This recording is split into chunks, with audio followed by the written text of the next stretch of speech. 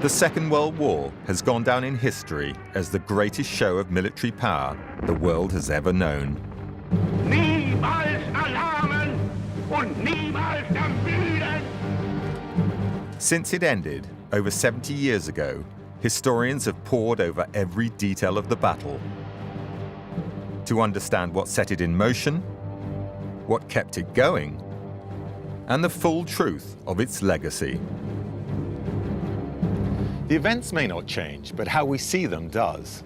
In this film, I'll be looking at the way we've reinterpreted the war since it ended. And in particular, I'll be investigating the role documentary television has played in unraveling the story of World War II. Historical documentary has played a key role.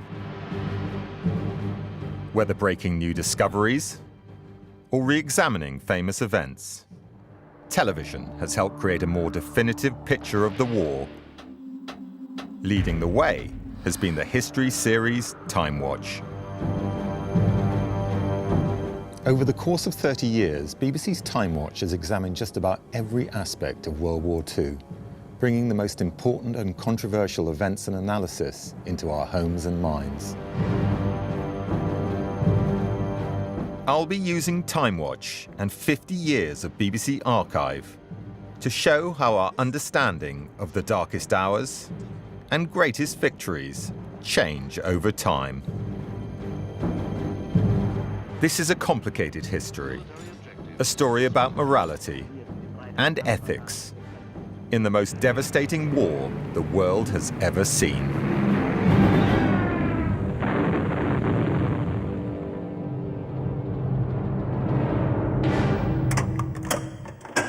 On September the 3rd, 1939, Britain declared war on Nazi Germany and set in motion some of the most difficult and turbulent years in our island's history.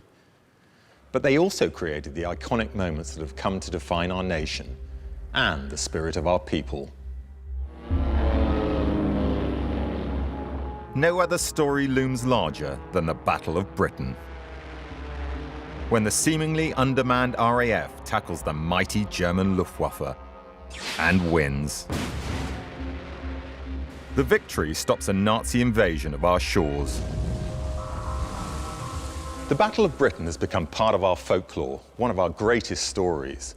It not only showed the heroism of the RAF, but the determination of the British people as a whole, which is exactly what Timewatch discovered when it re-examined the story in 1998. In the summer of 1940, German fighters flew into the skies above southern England, meeting the RAF head-on. This was air-to-air combat, but it would not stay that way for long. Hitler had his eye on additional targets that included London. I thought I would never come out alive.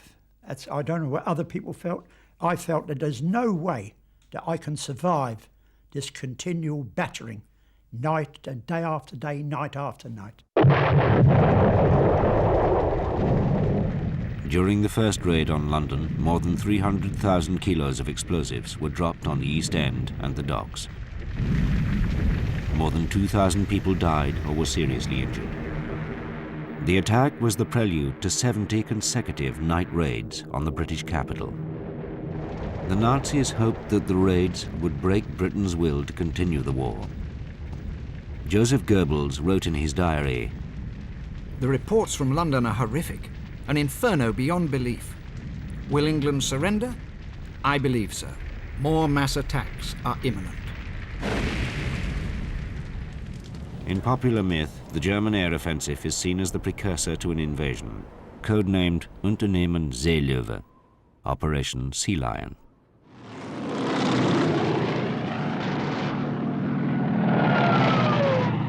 It's an enormously strong instinct, is the protection of your patch. And you did feel that they were intruders in our patch. But you were absolutely convinced that your home islands were under threat from whatever, bombing or invasion or anything else, and it really was up to you to do something about it. By mid-September, the RAF had forced Germany to scale back its air campaign. the Allies had won the Battle of Britain. On the face of it, Operation Sea Lion had been stopped. But the programme also revealed an unknown part of the story, and one that would change our view of German intentions during the battle.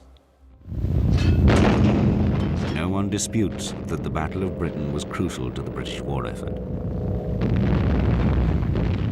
But the Battle of Britain did not stop Hitler from invading, for the evidence suggests that his intentions were already elsewhere.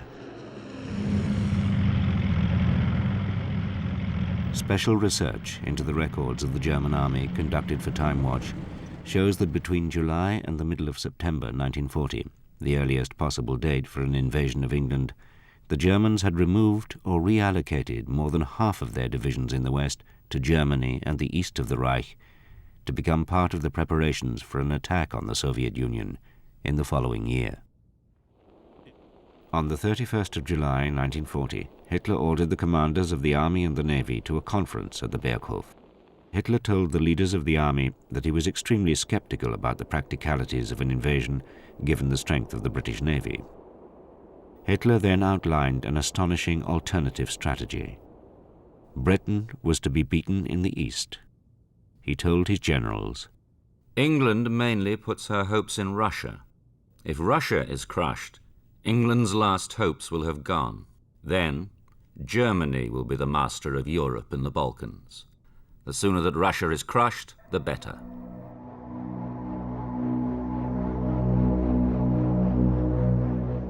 While some believe Hitler's turn to the east was the deciding factor that stopped Operation Sea Lion, others are not so convinced. I think we need to be clear that the Battle of Britain was not simply a draw. The Germans were unable to achieve air superiority over southern England, and any prospect of mounting a quick, cheap invasion in the autumn of 1940 was impossible. Hitler was an opportunist, and he was a gambler. As late as the middle of September 1940, there is evidence to suggest that Hitler, in the right circumstances, might have given the green light to Operation Sea Lion. Of course, it might have been a disaster. The Royal Navy might have come steaming down the North Sea and the English Channel and sunk the lot. But in fact, that's not a guaranteed outcome. Victory in the Battle of Britain gave the British confidence that they would win the war. Up to that point, everything Germany had done had led to military success. This was a German military failure. It was a British military victory. And because it took place in the skies over England, it was a victory in which everybody could feel associated. Examining the details of war can redefine history, but it can also throw up complex questions. Hitler's decision to bomb London, a target with a massive civilian population, caused an outcry. Surely this broke the rules of war. But as the balance swung in the Allies' favour, the same accusation would be made against Britain. In 1944 and 1945, the Allies bombed Germany's industrial heartland, annihilating cities like Essen, Hamburg, and Dresden. These attacks have remained contentious in Germany, where many see them as war crimes. But they're also controversial here in Britain. In 1992, a memorial was erected to Sir Arthur Harris, the head of the RAF's Bomber Command. He was the man responsible for bombing German cities, targeting the infrastructure that underpinned the German war machine. Shortly after its unveiling, that memorial was vandalised, and ever since has become a symbol of controversy.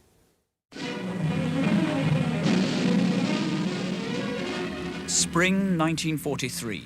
Bomber Command in action over the Ruhr, the industrial hub of Nazi Germany.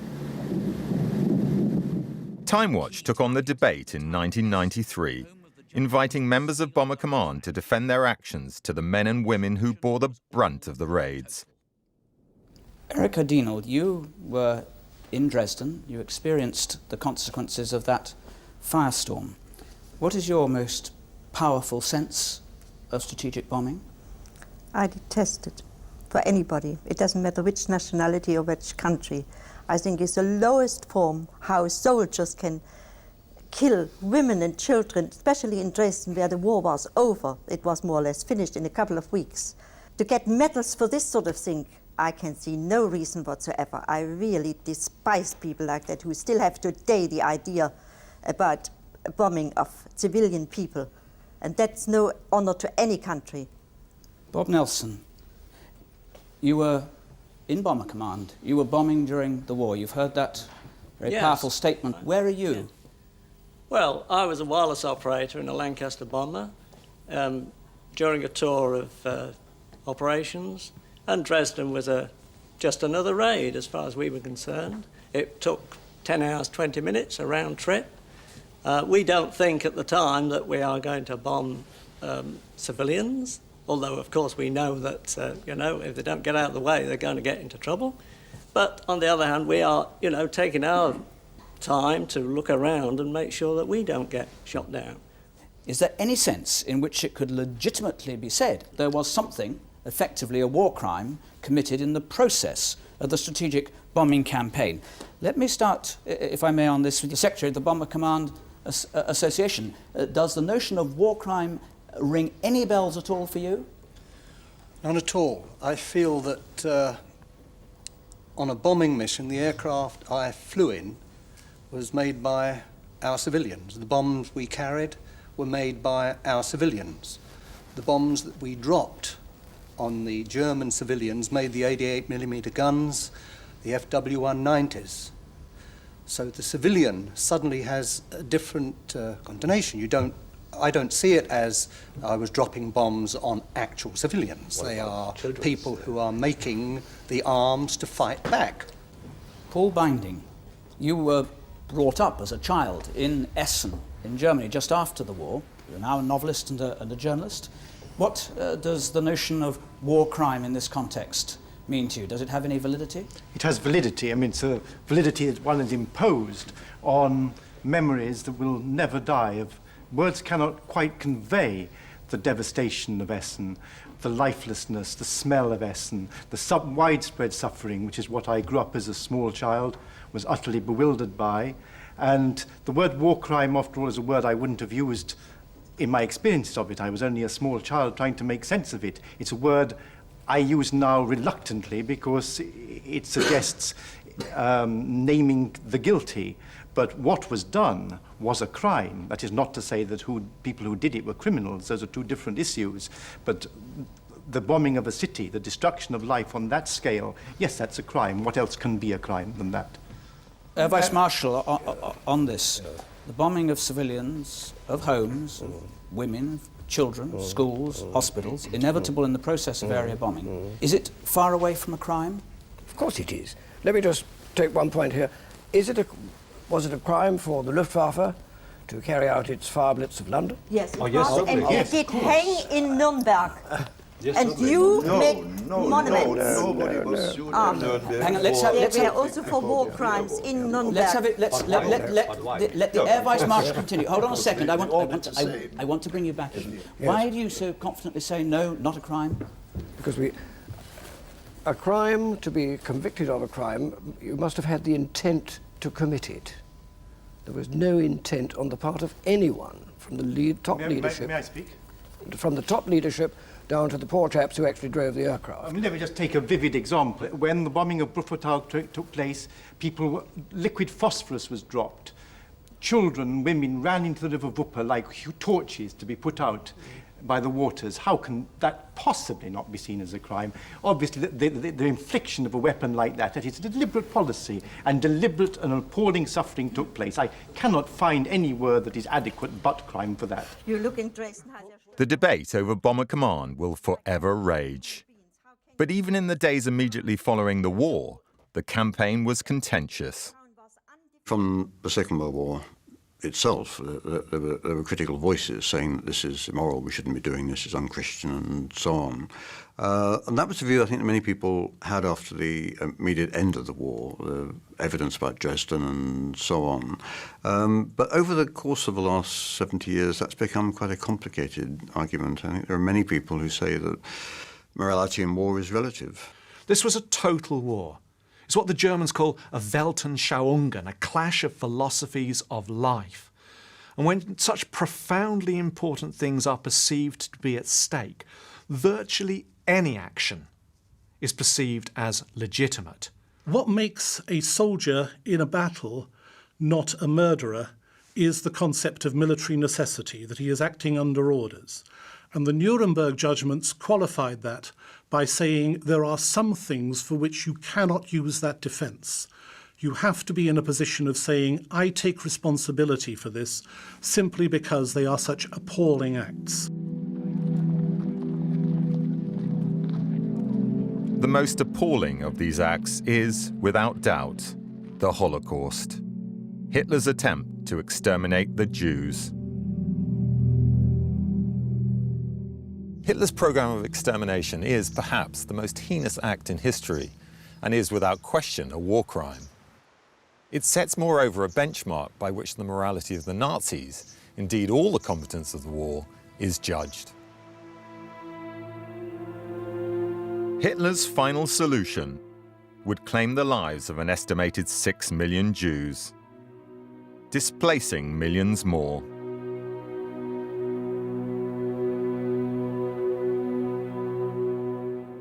In 1995, Timewatch examined the legacy of the Holocaust,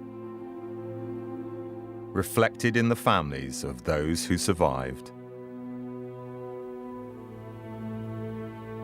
When they got to Auschwitz, the men and the women were separated immediately. And my father was the one who was closest to his little sister.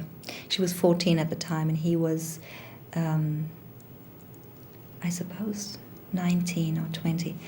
And she was taken from him. And somebody believes that they saw her being taken to the gas chambers. Much of my information comes from my mother, and she had said even before my father died that when they were lining you up to take you to the work camp, she sort of watched in the midst of this chaos and noticed that they were separating the spouses. So she took off her wedding ring and told my father to do the same and said, "We don't know each other." It was actually towards the end of the afternoon, and it was time for his barrack to be exterminated. When they arrived at the gas chamber, the end of the day whistle blew. So there ensued an argument between the guard who had marched them to the gas chamber and the guard who was running the gas chamber. Ultimately, the gas chamber guard won the argument. The barrack guard marched everybody back, expecting them to be killed in the morning instead. But that morning, early that morning, someone arrived from a factory or from this Gerlitz work camp to Auschwitz to requisition workers, which was a common procedure. And his barrack, being next in line, was sent off to Gerlitz, where he remained until that camp was liberated. It was the Russians who liberated them. Afterwards, my father was looking through the women's quarters in the camp where they were, hoping to still be able to find his little sister. And he didn't find her, but he met my mother, and he liked her. So he came back the next day, and they started to date, and that was that. When we arrived in the United States, we had a railroad flat. And when I say railroad flat, it was literally over the railroad. It was, the subway was, I would say, ran about 10 feet below my bedroom window. It was a very small place. For the first couple of years, neither parent spoke English, and my father had no means of support. It wasn't long before I noticed that my mother was particularly different. She had difficulty handling stress. Certainly, I, as a 6-year-old, could handle stress better than she could. One of the major manifestations of her stress disorder is that she hears voices, usually Nazi voices. For instance, we might be in the car driving along, and she might hear, or think she hears, Nazis in the next car, and ask me to figure it out because she didn't want to distract herself from driving. My parents were very intent on creating as normal a life for us as they possibly could. Since we were living in Germany, I was born in Germany, they insisted on speaking to us in German. not teaching us Polish or Yiddish, because they were concerned that if we were to go into the supermarket, for example, and we'd start speaking in Polish, that people would start looking at us. They wanted us to blend in and be as normal as other German kids. Part of that being normal meant not telling us about what happened to them. As a result, I didn't really find out what happened to them, really mean consciously, until I was in my late teens, even later than that. And yet, I can't think of a time when I didn't know.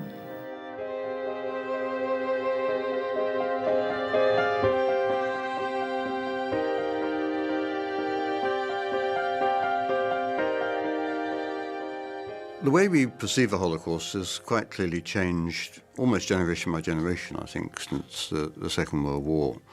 I think the first post-war generation, people didn't really want to talk about it or think about it. Europe wanted to forget the war, progress, move on. Even in the state of Israel itself, the first real attention to Holocaust survivors didn't start to be paid until the early 1960s, with the Eichmann trial in particular. Prior to that, people were reluctant to talk about what had been an unspeakably traumatic event. There was a break point, I think, very much in the late 60s, early 70s, associated in some cases with television programs about the Holocaust, which really alerted people, really for the first time, to the dimension of the crime. And that also encouraged, I think, historians to reach out and begin to explore the Holocaust in a more sophisticated, analytical way. This analysis has often centered on the Nazi regime, and, more specifically, its leader. Since the war, countless documentaries and films have tried to work out what made Adolf Hitler tick, what triggered him to commit such appalling atrocities, and why the German people followed him, regardless of his deeply misguided agenda. In 2005, Timewatch examined the psychological motives of Hitler. The film based its investigation on a psychological profile produced at the height of the war by Harvard psychoanalyst Walter Langer. Over 60 years after it was written, it was still clear that the state of Hitler's mind held clues to his actions. This was the public face of Adolf Hitler. He'd risen to power in the 1920s, when the country was on the verge of economic and social collapse.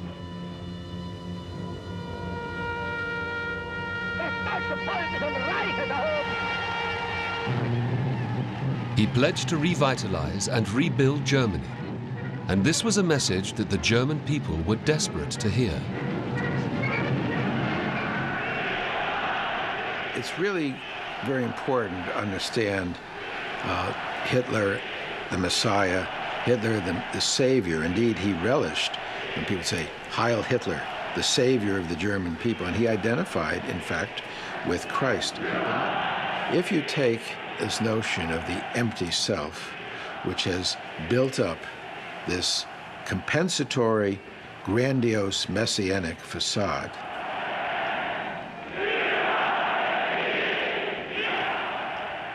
what happens when that facade is shattered? In the final months of the conflict, Hitler made it known that total destruction was the Allies' only option if he was to be defeated. In the last weeks of the war, Hitler issues his famous scorched earth directive, where the party and the military have to destroy everything. The Allies mustn't get anything. He doesn't mind now about the German people. The German people will starve. I mean, they've let him down. In this sense, Langer is right, that here is somebody who only really thinks in black and white, life and death. And Langer is spot on in this case. I mean, this is a suicidal personality. He's not somebody who's going to simply give up, lay down his arms and say, okay, let's have an armistice. If his dream of total glory, of total power, were to fail, and that facade of grandiosity was to shatter, underneath this, that empty self would emerge, and that was intolerable for Hitler, and he had to kill himself rather than be confronted by this total shame and total humiliation. The big question, and the very frightening question, was how had this happened? With the rise in the 1930s of Hitler, and indeed the rise of Mussolini and the cult of Stalin, we seem to have this strange idea of a man appearing who certainly behaves as if he's mad, but has this incredible influence. But it's really bound up with a strong sense of resentment of what happened at the end of the First World War, fears about national identity and survival, and by the time of the economic Great Depression, a strong sense that Germany is going to go under. And Hitler suddenly seemed then to be a kind of messiah figure. And that fear of the future of Germany is what drove people to support Hitler. Hitler's single-minded ambition would lead him to power and to a bitter war with his enemies. But the battlefield can reveal a different story. When enemies meet, the outcome is sometimes surprising. The Battle of the Atlantic was the longest military campaign of the Second World War. It's a story of hunter and hunted, of German U-boats stalking Allied convoys in the cold and treacherous waters of the Atlantic Ocean. And for both sides, the consequences of defeat were nearly always fatal. In 1973, the BBC revealed the story of when Otto Kretschmer, one of the most successful U-boat commanders of all time, met the renowned Royal Navy commander Donald McIntyre face to face in the middle of the Atlantic. I had some time to collect all my men on the conning tower and tell them that this was the end of our war career, and that there was some possibility of us to get into captivity. My second lieutenant took the Morse lamp, and I spelled out the signal in English to him. It was, "I am sinking, please pick up my men." And the last to come over the side was obviously the captain in his brass-bound hat. He was greeted by one of my lieutenants, Peter Sturdy, whose eye immediately were caught by his Zeiss binoculars hanging around his neck.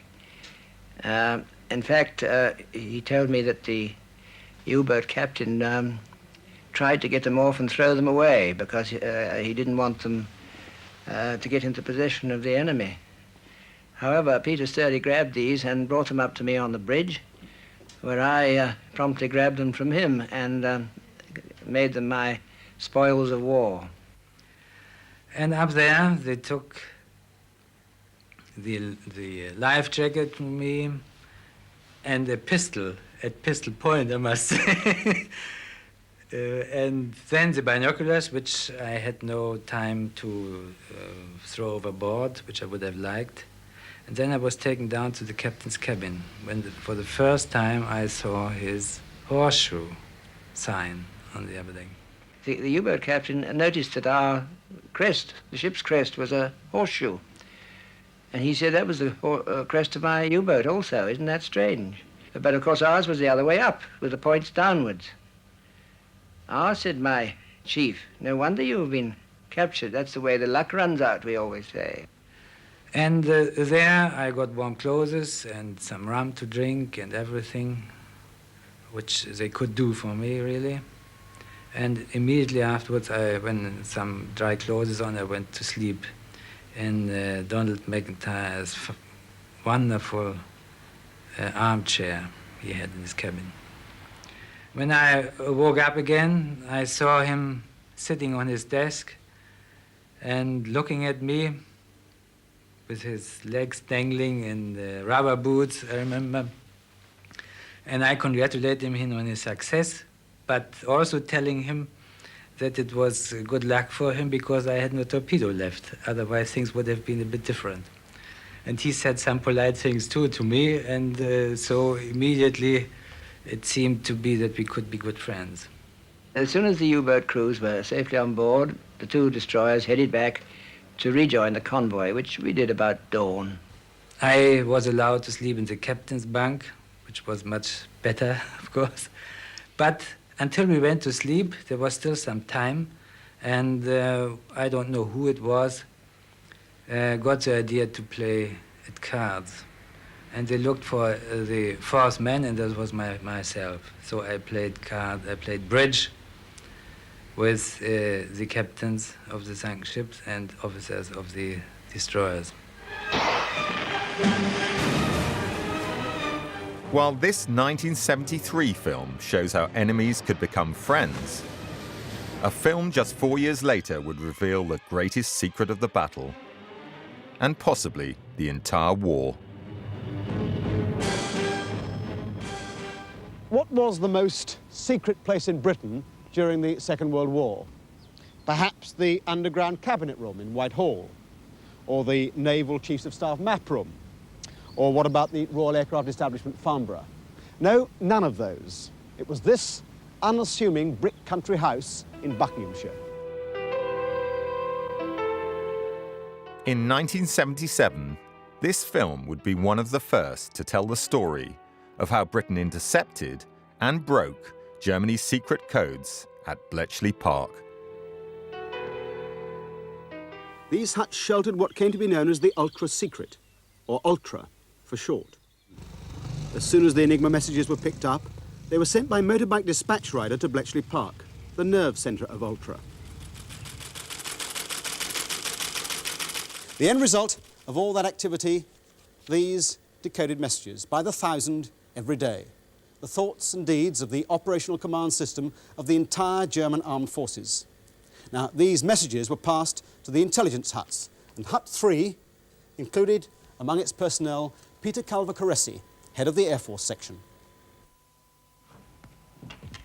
Now, what we got was hundreds of pieces of paper like this, and each one of these is a separate message, and it's got letters in groups of 5, and it's in German. So-and-so, Lieutenant so-and-so, is to report where? F-O blank blank I-O. It's not really terribly difficult. It's Foggia. He's to go to Foggia. Our story has been confined to events that happened more than 30 years ago. And although cipher machines have gone a long way since then, much of this subject is still secret. And so the contribution made by Ultra can only really be judged by people who themselves had to use the information at the time. The release at the end of the 1970s of the British intelligence files, the so-called Ultra Secret, was tremendously important, and it was done deliberately. Before then, historians had always half knew, half assumed that both sides were breaking each other's codes. This is not exactly news, but it was never known how it was done. But what was equally surprising is that the secret lasted so long. For 3 decades, virtually nothing was written or said about this work, and yet thousands of people participated in the work done at Bletchley Park or knew about it for some other reason. Today, the men and women who worked at Bletchley Park are revered for their wartime contribution. There are countless heroes in times of conflict, but out of the millions that fought in the Second World War, only a select few are remembered for their courage. Without the Indian Army, the Japanese would have overrun India. They'd have linked up with the Germans in Iran, and the whole world would have come under the domination of the Axis alliance. You can't really believe that we could have won the war without the Indian Army. बच्चा यतीम हो गया. अब जब उनके दूसरों के पल्ले पड़े थे, उनकी नई चीज़ आ गई, पुरानी चीज़ को जैसे रद्दी टोकरे में अच्छा पुराना कोट हो जाता है ना, नया फैशन आ जाता है, तो वो पुराने को फेंक दो, नया फैशन अडॉप्ट करो, वो चीज़ चल रही है. It's a very curious fact, I think, that from 1945 onwards, the British public always thought of themselves as alone in the war. It's the one word you always hear about 1940, 41, Britain alone. Britain is not alone, wasn't alone. It was supported by a huge empire, the world's largest empire.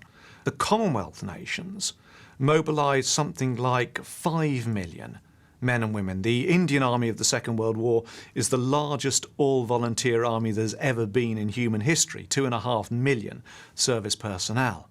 Other countries, of course, including, for example, the East African and the West African colonies, South Africa too, also made an immense contribution to the Commonwealth effort in the Second World War. And about 170,000 of these people died, and that's a bill of sacrifice that should not be forgotten. There's an aphorism of a famous 19th century historian that history is on each occasion what one generation finds interesting about another. And in 21st century multicultural Britain, there is going to be greater interest in soldiers from the Indian subcontinent in the Second World War, or soldiers from the West Indies and Caribbean, or soldiers from the Irish Republic, or the contribution of women in Britain to the Second World War. To be lauded by history, your story must become widely known. But for some, keeping quiet was an essential part of their job. An estimated 13,000 people worked in Britain's Special Operations Executive during the war, in jobs that demanded complete secrecy. Spies are often the unsung heroes of history. Whether carrying out sabotage missions or relaying secret information, their actions have often made the difference between failure and victory. As more information about the role of spies during the Second World War has been released to the public, their stories have captured the world's imagination. Timewatch tracked down some of the intelligence operatives that had worked in France, taking them back to their old haunts to lift the lid on their secret stories. Tony Brooks was stationed in Lyon. When you came in, you shook hands with half the bloody customers. Very much a solid working class place. And any talking shop would be very sort of covert. I might say, and we're hoping that about 5 friends, because we used to call them les amis, will turn up at the end of next week, which meant we're going to have 5 parachute drops next week or something like that, which would enter into the ordinary conversation. The proprietor used the cash register to raise the alarm. He didn't use it as a till. It meant that somebody had just come in the front door he didn't like the look of. Like a lot of these houses, old houses in Lyon, there are lots of exits, and you come out about 3 doors further down the street. Unbeknownst to Tony, also in Lyon was his colleague in training, the radio operator Brian Stonehouse. He had found a chateau outside Lyon from which to transmit. Over half a century later, he returns.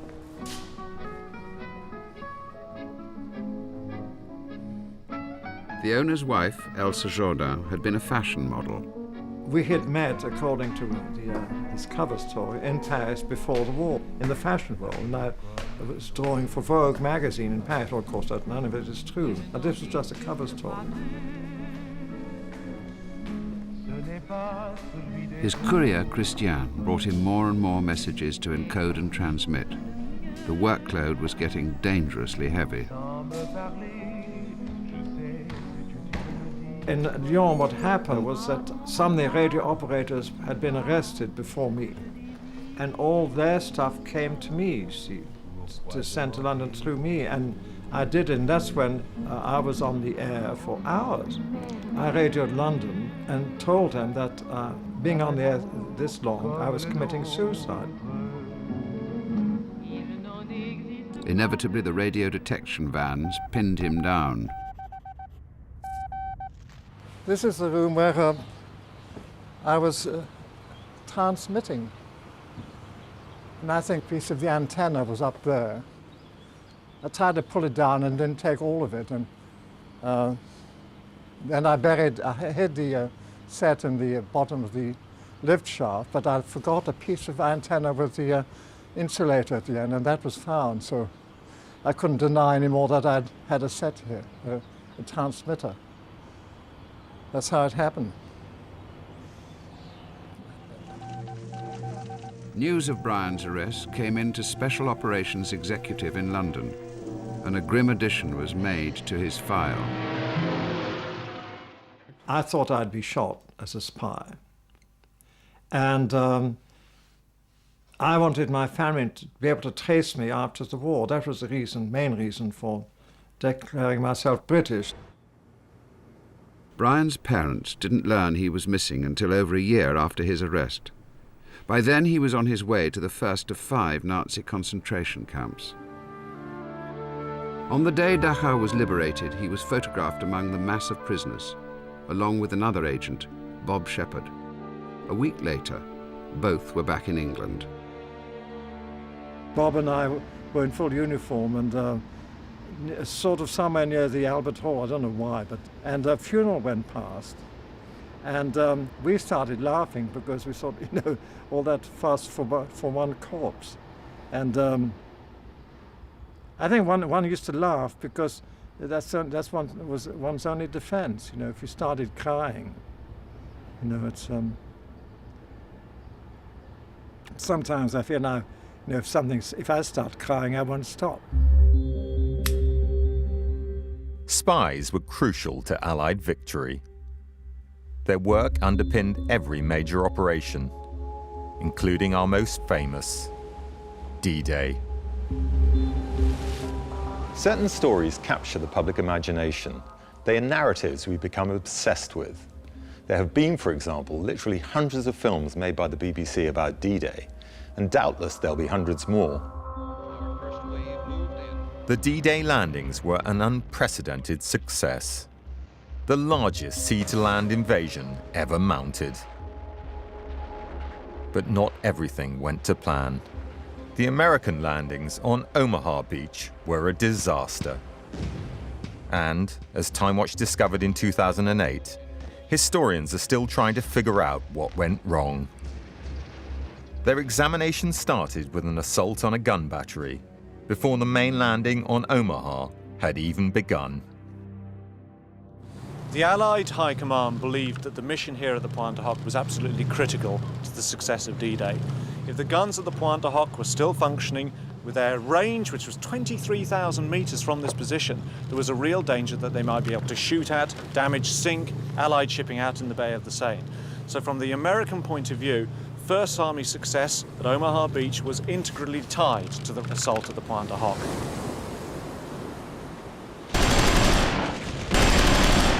We were fired on while coming in.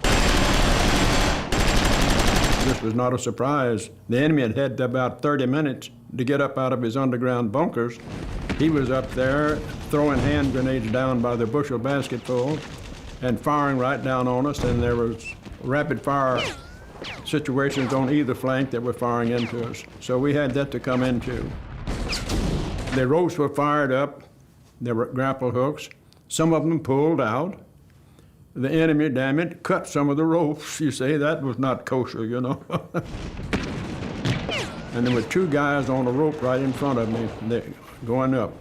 So I started in behind them, about 50 feet below them. And the enemy was leaning over up there throwing down grenades, and I yelled up to these fellows. I said, "Boys, put your faces in and your butts out. They're throwing grenades." The main force had to go in on Omaha Beach. And they were supposed to fight their way up to us by noon. And they got up there at noon on the 3rd day.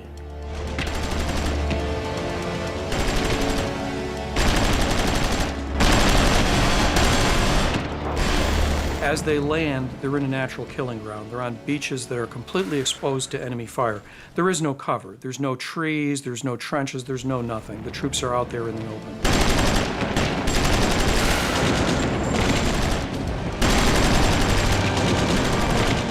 Imagine the shock. In other words, you're told that you're going to see greatest firepower show on Earth. And then you hit the beach there, and everybody's alive. All the enemy forces are alert. Yeah, it's going to be a bloody day. It's going to be a bloody day. It was a bloody day. The Americans had been given pre-landing support by air and sea, but it hadn't been successful, leaving the men defenseless. As Timewatch revealed, the scale of the slaughter took years to comprehend. The casualty count on Omaha Beach, in retrospect, was much, much higher than historians had previously thought. Realistically, only in the last couple of years have historians been able to figure out that the count was probably twice as high as first thought. In the range of 4,500 to 5,000 men became casualties on Omaha in an 18-hour period. It was not in any way foreseen that the casualties would come with the intensity that they did in the first couple of hours of the invasion. From 6:30 in the morning to 9:30 in the morning on D-Day, American soldiers were being felled on the beach like stalks of wheat by a sickle. Despite the carnage, the success of D-Day has raised the event to a near mythic status. But it's partly due to how the story's been told and how it's changed. There was a time, especially in the immediate aftermath of the war, when D-Day was seen primarily as a function of the decisions of great commanders, Montgomery, Eisenhower, Rommel and people like this. And I think what's happened in the last few decades is a sense of understanding the broader experience of D-Day and the Normandy campaign, as seen through the eyes of thousands of ordinary servicemen and women who either participated in or supported that great endeavour. I've had on a number of occasions, and it is very humbling, old veterans come up to me and say, I was 18 years old, can you tell me where I was and what I was doing? And taking them there, very often it will trigger a memory, and they will then start talking about the experience they've had, and for historians this is invaluable. It humanises the experience. D-Day will forever be etched into our minds. It's a pivotal moment in the Second World War. But some stories are told for precisely the opposite reason, because they did not become important. In the 1980s, Timewatch investigated recently declassified documents that showed how close we came to using chemical weapons during the Second World War. Nerve, mustard and chlorine gas were all readily available to both the Allies and the Axis powers. But they were never used, turning the story into one of the big what-if questions of the conflict. In Timewatch this month, the terrible weapon of the Second World War that was never used, gas. You can pick up gas masks today in junk shops and second-hand stores from one end of the country to the other. They're probably the most prevalent of the surviving flotsam of the last war. Which isn't surprising, as the year before war broke out, millions were distributed, one for every man, woman, child and baby. Gas attacks were expected daily. The Ministry of Home Security posters on every street corner gave instructions on what exactly to do when the gas rattle sounded and an attack began. Hold your breath. Put on mask wherever you are. Close window. If out of doors, take off hat. Put on your mask. Turn up collar. Put on gloves or keep hands in pockets. Take cover in nearest building. In the 1930s, poison gas occupied a place rather like the atom bomb occupies nowadays. This was science at its most advanced, waiting to be applied to the protection of the national security, the destruction of the human race, whichever way you look at it. This factory has never been filmed before. It lies in the Welsh village of Rhyd-y-Mowen, and during the last war it was codenamed Valley. Valley was one of Britain's 3 wartime mustard gas factories. The others were at St Helens and Runcorn. Valley was run by ICI and at its peak was producing over 100 tons of mustard gas a week. The gas was stored in an underground arsenal tunnelled into a nearby hill, capable of holding 5,000 tons of chemicals. Valley began production in 1941. By the spring of 1942, Britain was employing 6,000 munitions workers and scientists who had produced over 20,000 tons of chemical weapons. It was here in the British War Cabinet offices beneath Whitehall in the summer of 1940 that the first serious consideration was given to the question of using chemical warfare. Here, for more than 2 weeks that summer, a fierce debate raged among Britain's military commanders about the wisdom of using gas to defeat a German invasion. The argument between gas's advocates and opponents was finally settled by the Prime Minister on the 30th of June 1940. One of the striking features of the papers which have been released is the light they shed on the extraordinary personal interest taken in chemical warfare by the Prime Minister Winston Churchill. These, for instance, are the monthly gas production figures of Britain's munition factories, and these had to be submitted regularly to the Prime Minister for his personal comment.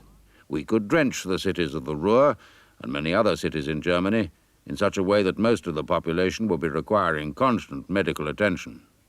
It may be several weeks or even months before I shall ask you to drench Germany with poison gas. And if we do it, let us do it 100%. Germany, perhaps more than any other power, was impressed by the threat of retaliation because it had persuaded itself that it was weak in this area itself. And one has to remember that the Treaty of Versailles had placed strict limits on German chemical warfare preparedness, so that it could see itself 10, 15 years behind its enemies. So there's an irony here, you're saying, that the one belligerent power upon which deterrence had an effect was actually Nazi Germany. Because it believed itself to be so inferior, it had, as it were, persuaded itself into a situation of sensitivity towards this threat.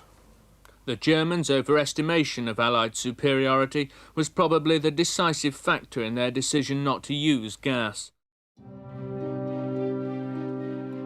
In the 1980s, documents revealed the hidden strategy as Churchill prepared for chemical war.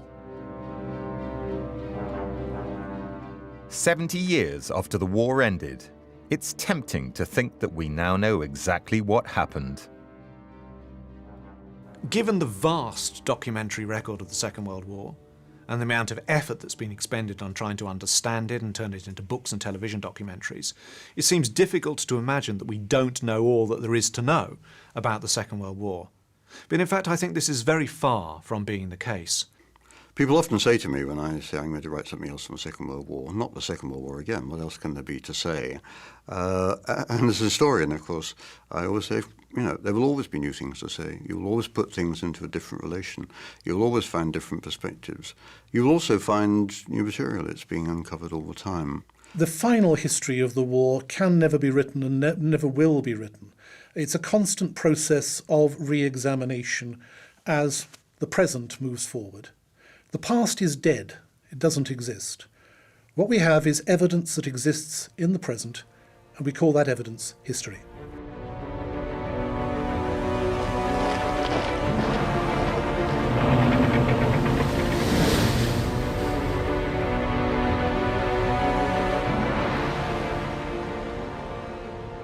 Less than a century ago, a global war gripped our nation. For over 5 years, both at home and abroad, Britain gave her all in the fight against Nazi Germany. Since it ended, World War II has been examined and re-examined. Stories have been discovered, and debates have raged. And still the narrative evolves, as new theories and fresh research reshape the events we thought we knew.